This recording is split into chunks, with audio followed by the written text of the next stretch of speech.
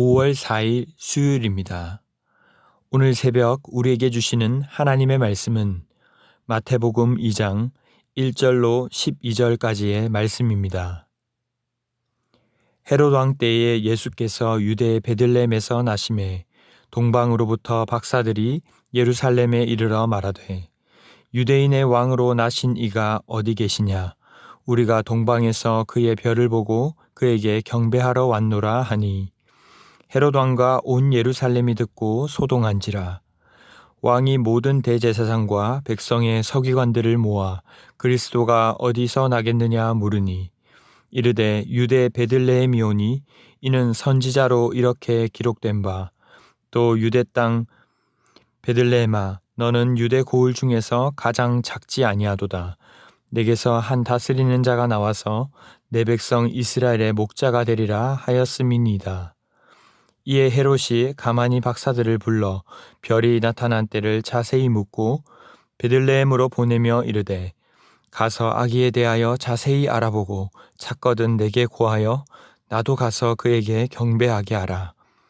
박사들이 왕의 말을 듣고 갈새 동방에서 보던 그 별이 문득 앞서 인도하여 가다가 아기 있는 곳 위에 머물러 서 있는지라. 그들이 별을 보고 매우 크게 기뻐하더라. 집에 들어가 아기와 그의 어머니 마리아가 함께 있는 것을 보고 엎드려 아기께 경배하고 보배합을 열어 황금과 유향과 모략을 예물로 드리니라.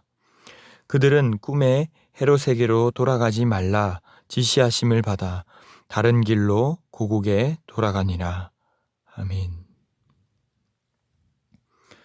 어제까지 우리는 우리를 구원하시려 이 땅에 오신 예수 그리스도, 인간의 몸으로 이 땅에 오셔서 임마누엘 우리와 함께 하시는 그 겸손과 은혜와 사랑을 살펴보았습니다. 요셉과 마리아는 결혼 전에 먼저 임신을 하게 되는 도저히 부정하고 싶은 상황에 이르렀지만 이들은 이런 상황을 부정하지 않고 기꺼이 예수님을 은혜와 사랑으로 받아들였습니다. 오늘 본문은 예수님의 탄생에 대한 다른 사람들의 반응을 보여주고 있는데 바로 헤롯과 동방 박사들입니다. 1절에는 헤롯 왕 때에 예수께서 유대 베들레헴에서 나심해 라고 말씀합니다. 예수님께서 유대 베들레헴에 나셨다는 것은 매우 중요한 의미를 지니고 있습니다. 왜냐하면 앞서 1장 23절에서의 임마누엘 역시 이사야 7장 14절의 예언이 성취되었던 것처럼 구약에서 메시아가 유다 베들레헴에서 날 것을 예언하셨기 때문입니다. 2절에서 동방 박사들은 예루살렘에 찾아와 이렇게 묻기 시작합니다. 유대인의 왕으로 나신 이가 어디 계시냐? 우리가 동방에서 그의 별을 보고 그에게 경배하러 왔노라. 헤롯의 입장에서는 이런 부분이 신경 쓰일 수밖에 없었을 것입니다. 자신이 유대의 왕이라 생각하고 있는데 유대인의 왕이 왔다고 했으니 불편했을 것이죠. 왕이 두 명이 될 수가 없는데 자신의 것을 포기할 수도 없기 때문입니다. 3절은 이러한 소식이 불편함을 넘어서 온 예루살렘을 소동하게 했다라고 말씀합니다. 그리고 4절 모든 대제사장과 백성의 서기관들을 다 불러 모으기까지 이릅니다. 그리스도가 어디에서 나겠느냐 하는 것이죠. 이때 구약 선지자들의 예언으로 말하는 내용이 미가서 5장 2절의 내용입니다. 또 유대 땅 베들레헴아 너는 유대 고을 중에서 가장 작지 아니하도다.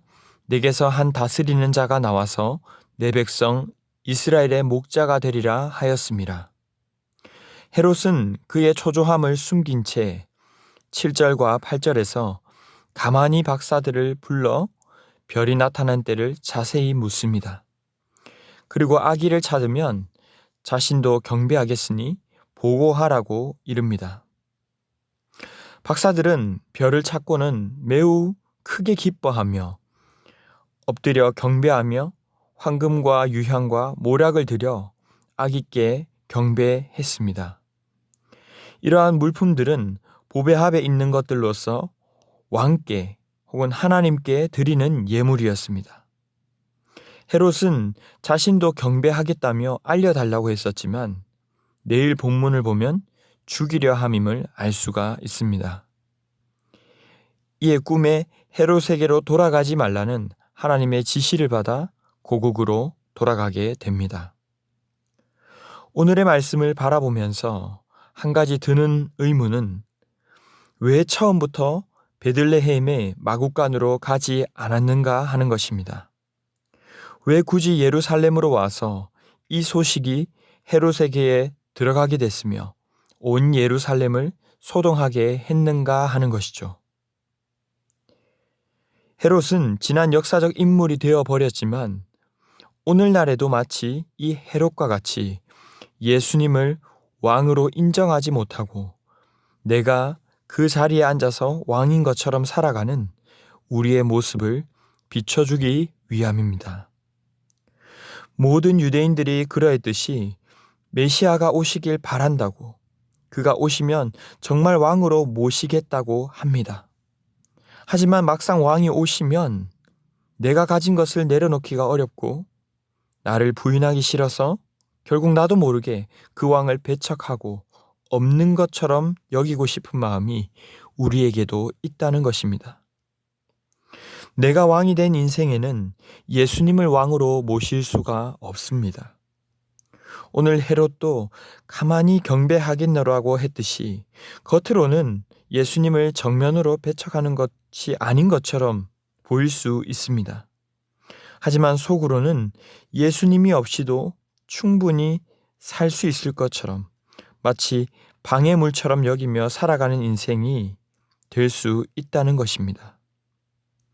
주님을 왕으로 모시는 자들, 진정한 그리스도인들의 삶은 나의 보배합을 열어 주님께 예물을 드리는 삶입니다.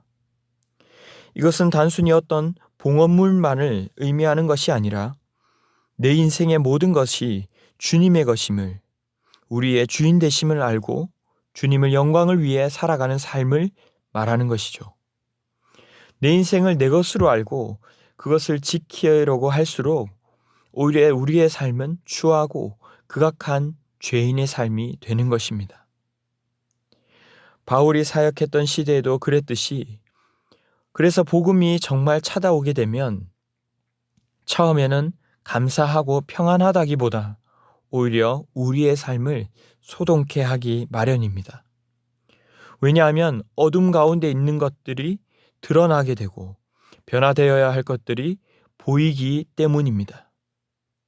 그러나 그 주님을 받아들이는 용기가 우리에게 있어야만 합니다.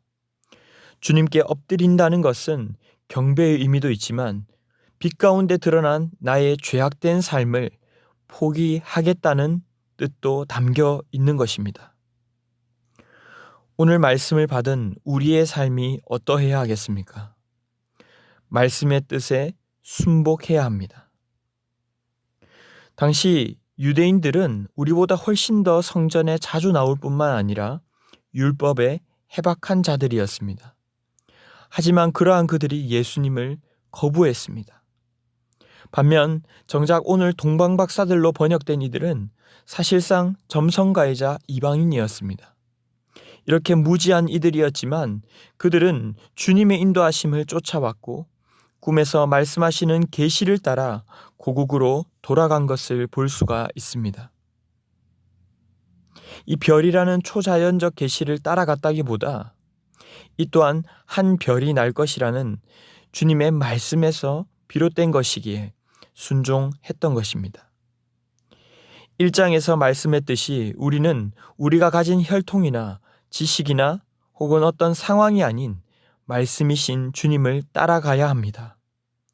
그리고 예수님께 합당한 예를 갖추어 경배를 드리는 삶을 살아야 할 줄로 믿습니다.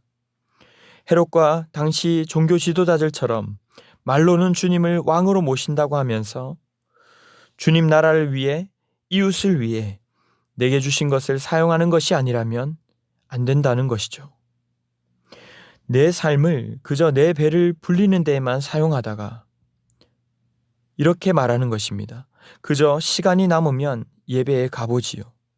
남는 것이 있다면 나누고 드리지요.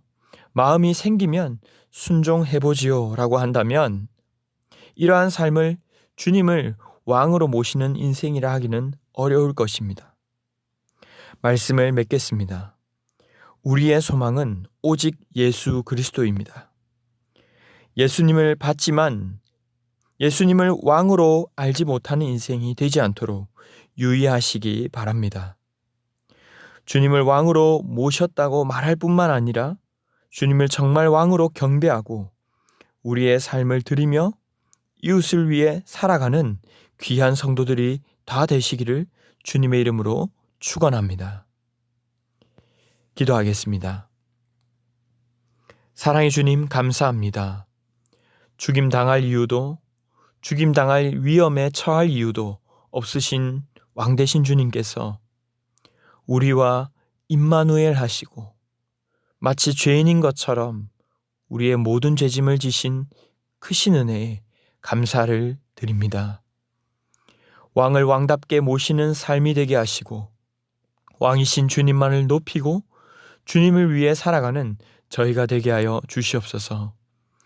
주님 뜻을 따라 남을 나보다 낮게 여기며 이웃을 섬기는 데에 우리의 삶이 사용되게 하시고 주님의 다스림을 구하며 살아가는 저희가 되게 하여 주시옵소서. 이 모든 말씀 존귀하신 예수님의 이름으로 기도하옵나이다. 아멘. 이 시간 함께 기도하실 때 주신 말씀을 붙들고 기도하시고 주간 기도 제목에 따라 전도와 선교를 위해 기도하겠습니다. 신부산교회가 부산 지역에 죽어가는 영혼을 살리는 교회 되도록 영혼을 품고 기도하며 전도하는 교회 되게 하여 주시옵소서.